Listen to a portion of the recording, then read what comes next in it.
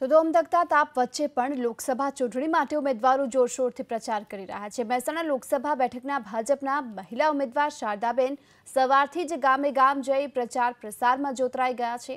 કાર્યકર્તાઓ સાથે એક ગામથી બીજા ગામમાં લોકસંપર્ક કરી મતદારોને મત આપવા માટેની અપીલ કરી રહ્યા છે।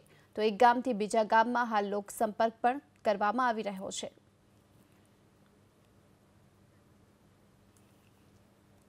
મહેસાણા લોકસભાનો પ્રચાર પૂરજોશમાં ચાલી રહ્યો છે। બંને પક્ષો પ્રચાર કરી રહ્યા છે। અત્યારે હાલ મહેસાણા ભાજપના લોકસભાના ઉમેદવાર જે છે શારદાબેન પટેલ એમનો પણ પૂરજોશમાં પ્રચાર ચાલી રહ્યો છે। લગભગ અલગ અલગ 600 જેટલા ગામોને આવરી લેવાનો છે, એટલે ઝંઝાવાતી પ્રચાર સમય ખૂબ ઓછો, રાત ઓછી અને વેશ ઝાઝા પ્રકારની પરિસ્થિતિ છે। શારદાબેન, પહેલી ચૂંટણી કેટલી પડકારજનક અને કેટલી અઘરી?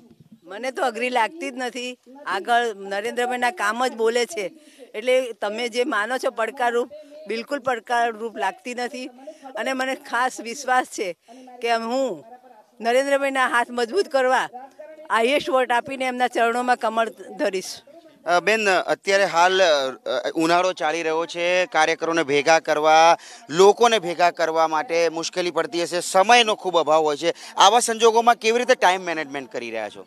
ટાઈમ મેનેજમેન્ટ માટે ગૃહિણીને પૂછવું જ ના પડે ભાઈ, કારણ કે હું એક ગૃહિણી છું, સાથે સાથે સામાજિક કાર્યકર છું। હા, તમારા માટે કદાચ પોલિટિકલ હું નવી હોઈશ, પણ તમને સાંભળીને નવાઈ લાગશે કે જ્યારથી ગુજરાત બન્યું, છેલ્લી વિધાનસભા સિવાય મારા ફેમિલીમાંથી દરેક વખતે વ્યક્તિ એમાં બેઠેલો છે, એટલે મારા માટે પોલિટિકલી કોઈ નવી વસ્તુ નથી। અને મા ગુજરાતની તમે વાત કરો છો, ગુજરાત કરો છો, પણ એ ગુજરાતમાં મેં 3 ભાઈઓ બહેનોને 12 વર્ષની ઉંમરમાં ઘરે રાખીને મારી માને મેં જેલ ભરો આંદોલનમાં મોકલી હતી।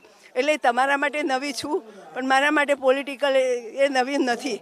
મારા માસી હોય, મારા માસા હોય, વિસનગરના સાકાચંદ દાદા હોય, મારા જેઠ 4 ટર્મ સુધી વિધાનસભામાં બેઠેલા છે। અને એ બી જ્યારે ભાજપ શબ્દ ગુજરાત માટે નવો હતો એ વખતે જીતીને આવતા હતા। એટલે હવે આ બધું મનમાંથી બધા મીડિયાવાળા, આમ જનતા પણ કાઢી નાખો કે પોલિટિકલ હું નવી છું। બેન, મુખ્ય પ્રાથમિકતા શું રહેશે આ વિસ્તારને? આપને લોકપ્રતિનિધિ તરીકે જનતા ચૂંટે તો આપને પોતાનો એજન્ડા શું?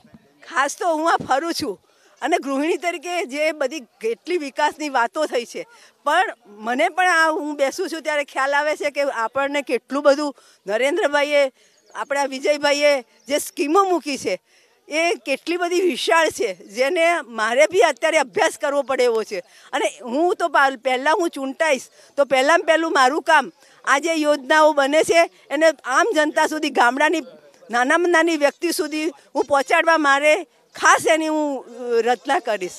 બેન, રજૂઆતો ખૂબ મળે છે, જે રીતે ગામડે ગામડે જાઓ છો, ગામડે ગામડે રજૂઆતો મળતી જાય છે, આનું નિરાકરણ લાવવું કેટલું શક્ય છે? દરેક વસ્તુનું નિરાકરણ તો આવતું જ હોય છે। હા, આપણે આ ફરીએ તો કોઈને નાની નાની સમસ્યાઓ તો આમ પબ્લિકને શું જોઈએ? વીજળી, પાણી, મકાન અને રહેવાનું સુંદર ઘર, જે દરેક સ્વાભાવિક રીતે માગી શકે।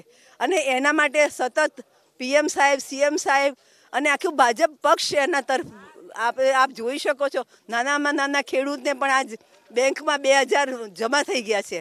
બીજી ઘણી બધી, એક ફોન કરીને 108 આવે છે। પહેલાં રોડ ઉપર તરફડતો હોય તો પણ કોઈ ઊભું રહેતું નહોતું। એટલે આ બધી જે યોજનાઓ છે એને મારે ખાલી વિશાળ પલક ઉપર લાવવાની જ છે। નામ જાહેર કર્યું એ બધાને નવું લાગે છે, પણ ભાઈ 14મી સાલમાં બી મને ઓફર કરવામાં આવી હતી, પણ હું મારા રચનાત્મક કાર્યો અને મારા પતિશ્રીના સાથ આપવા માટે હંમેશા એમના સાથે ખભે મિલાવીને કામ કરતી હતી। એટલે મેં એ વખતે બી ના પાડી હતી, પણ જ્યારે મારા પતિ હાલ હાજર નથી અને એમની સેવાકીય પ્રવૃત્તિઓને રચનાત્મક કાર્ય કરું છું, પણ હવે મને એવું લાગ્યું કે રાજકારણમાં રહીને હું એને વધારે વિશાળ રીતે હું સેવા સમાજની કરી શકીશ। એટલે મેં આ સ્વીકાર